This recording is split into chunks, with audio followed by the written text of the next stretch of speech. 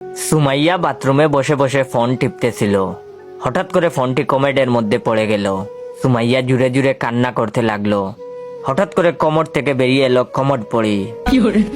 Commode পড়ি এসে বলল, এই মেয়ে, কি হয়েছে তোমার? কান্না করতেছো কেন? তখন সুমাইয়া বলল, আমার ফোনটা কমোডের মধ্যে পড়ে গেছে, তাই কান্না করতেছি। তখন কমোড পড়ি বলল, ওকে দাঁড়াও, আমি তোমার ফোন নিয়ে আসতেছি। এই বলে কমোড পড়ি কমোডের ভিতরে ঢুকলো। তার কিছুক্ষণ পর কমোড পড়ি কমোডের ভিতর থেকে একটা সোনার মোবাইল নিয়ে বেরিয়ে আসলো। আর কমোড পড়ি বলল, এই ফোন কি তোমার সেই ফোন? তখন সুমাইয়া বলল, না, এটা আমার ফোন না। তো আপনারা এখন কি ভাবছেন, সেই জলপরীর মতো আরেকটা ফোন নিয়ে আসবে? আসলে একদমই ভুল। তখন কমোড পড়ি বলল, হারামজাদি, তুই কি মনে করতেছিস? এইটা কি সোনার ফোন?